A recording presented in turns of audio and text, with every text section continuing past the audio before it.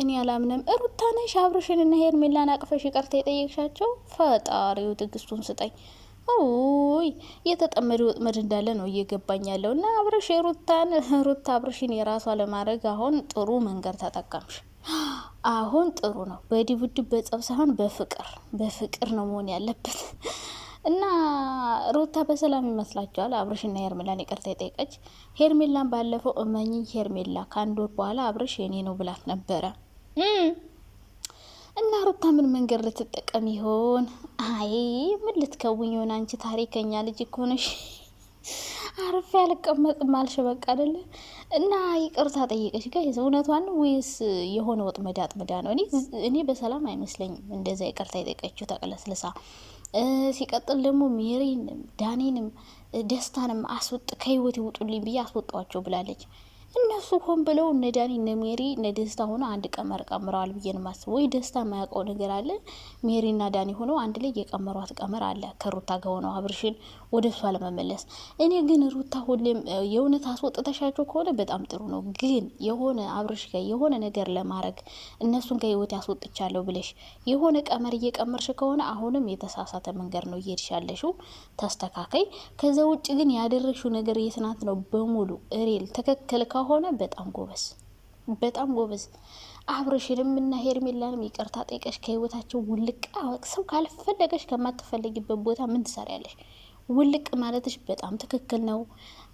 ሜሪና ዳኒንም ከህይወትሽ ውልቅ ማድረግሽ በጣም ትክክል ነው። ምክንያቱም እነሱ የማይጠቅሙሽ አስመሳይ ሆዳም ከርሳም ሰዎች ናቸው። ለዩቲዩብ ለቪዲዮ ብለው ነው አንቺን የሚወድሽ የሚያስመስሉት እንጂ ምንም አይጠቅምሽም። ልጅሽን ማሳደግ ብቻሽን ፈታ ብለሽ ቪዲዮ እየሰራሽ ምናምን በቃ ጸድት ብለሽ ምን እርጉዝ ብትሆኝ ራሱ እንዴ አንድ ሰው ካልፈለገሽ በግድና ከኔ ጋር ሆነ አይባልም። እና ትናንት ያደረገችው ነገር በሙሉ ሩታ ትክክል ከሆነ አብርሽንም የእውነት ከሆነ ይቅርታ የጠየቀችው ሜሪና ዳኒንም የእውነት ከህይወቷ ካስወጣች ጎበዝ። አሁን በጣም ትክክለኛ መንገድ ነው የጀመርሽው። ምክንያቱም አንድ ሰው ሳይፈልግሽ የማይፈልግሽ ቦታ አንቺ ጥሩ እንቁ ሆነሽ ሌላ ሰው ጋር በሄድሽ ቁጥር ክብርሽን ነው እያወራሽ ያለሽ። በቃ በጣም ዝቅ አረሽ ክብርሽን መለመን የለብሽም። እሱ ለምኖሽ ይምጣ እንጂ መለመን የለብሽም። እና በጣም ትክክል ነሽ። ከዚህ በኋላም ዳኒና ሜሪ የሚመክሩሽን ምክር በተአምር እንዳሰሚ። እነዚህ ሰዎች ድሮ ጀምሮ ህይወትሽን ያበላሹ። አሁን እኔ ሩታ በጣም ትገርምኛለሽ። አንዳንድ የዋናት ልበል ዳኒ ማለት እኮ ገና ድሮ ከአብርሽ ጋር ትልቅ የሆነ ቂም፣ ትልቅ የሆነ መቃቃር፣ ትልቅ የሆነ ልዩነት እንዲፈጠር ያደረገብሽ ሰው ነው።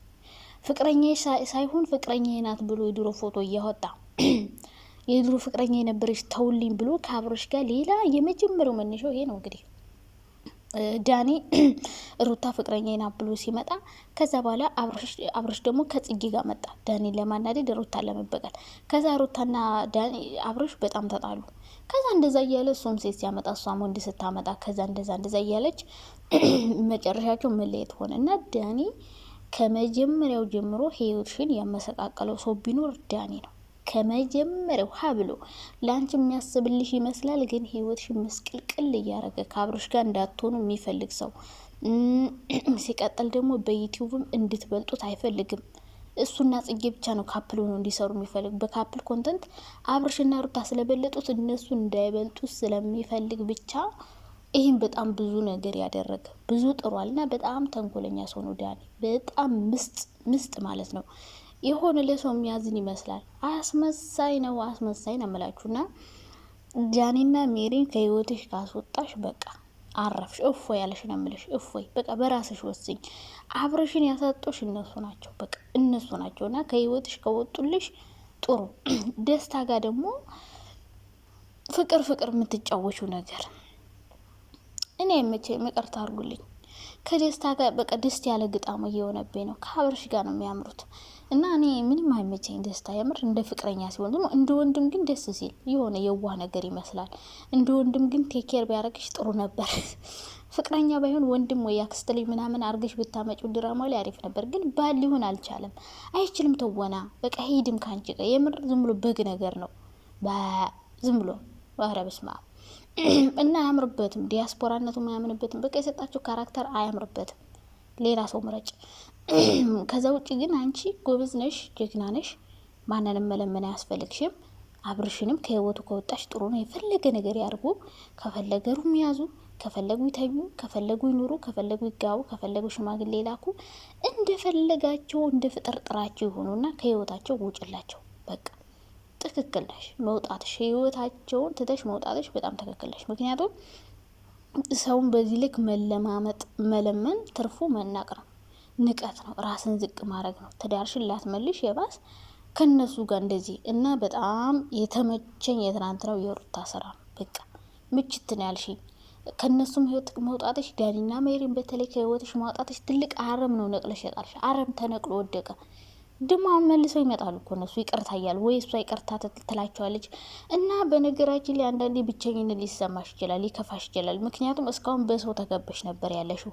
አብርሽ አለ፣ የአብርሽ ጓደኞች፣ ሁሉ ሰው ተከበሽ ነበር። አሁን ሁሉም ሰው ሲርቅሽ ምናልባት ብቸኝነት ሊሰማሽ ይችላል። ለጊዜው ነው፣ ግን ትለምጀዋለሽ። ብቻን መሆን ልመጅ።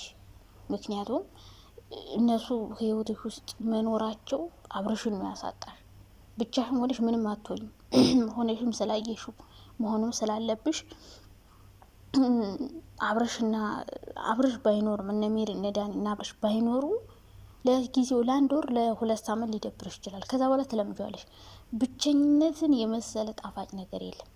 ብቸኝነት በጣም ምርጥ ነው። ምርጥ ምርጥ ምርጥ ምርጥ። ስለዚህ እነዚህ ልጆች ከህይወትሽ ማስወጣትሽ፣ አንቺ የራስሽን ህይወት ለመኖር መወሰንሽ በጣም ምርጥ ነው። ቆንጆ በቃ ምርጥ ሀሳብ ነው እና ጥሩ ነው ያረሽው እነዚህን ሰዎች ማስወጣትሽ። ብቻሽን አንቺ ቪዲዮ መስራት ትችያለሽ። አንድ ወይ ደህና ሰው ይዘሽ ወንድም ሆነ ምንም ካፕል ኮንተንት መስራት ከፈለሽ ከአንቺ ጋር መሄድ ደስታ፣ አጎት ልጅ፣ ያክስት ልጅ የሆነ እንደ ወንድም ቴኬር የሚያደርግ ሰው መሆን አለበት። እንደነ ፈረንጁ እንደነ ቢኒ እንደነሱ አርገሽ ብታመጪው እሱ ምርጥ ነበር። ግን እንደ ባል አልገጥምልኝ አለ። እኔ አልገጠመልኝም። ብቻ ግን የሆነ የተመችሽን አርጌ ግን ራሽን ዝቅ አርገሽ አሁንም ቢሆን አብርሽን መለመን የለብሽም። ከሄርሜ ጋር ተለያዩ እንዲያርጉ እያልሽ መቀጠል የለብሽም። ሌላ ደግሞ የአብርሽ ወንድም ደግሞ ሄርሜላ ላይ ፋይዳ አገኘው ምናምን እያልክ ነበረ። እኔ እኮ ማጣራት ካለብህ እስካሁን ነበር ማጣራት የነበረብህ። የሰው የልጆቹ ትዳር ከተበጠበጠ በኋላ ሌላ ዓለም ውስጥ ከገቡ በኋላ ፋይላ ላይ ምናምን እና ሩታ ኤፋ ማንም ሰው በሚያደርገው ነገር እኔ ተጠያቂ አይደለም እያለች ነው። ስለዚህ ኤፍሬም በዚህ ልክ ሄርሜላን ጠላት ያደርጋል ለምን ይመስላችኋል? አላቅም። እንግዲህ ያየው ፋይልም ሊኖር ይችላል። ግን ደግሞ ሄርሜላ ትክክል ናት ብዬ አላስብም። እንደዚህ ለምን ያመጣችሁ በሰላምም ላይሆን ይችላል። ዩቲዩብ ላይ ለመስራት ለመፈመስ ከፋሚሊዎቿ ናቸው።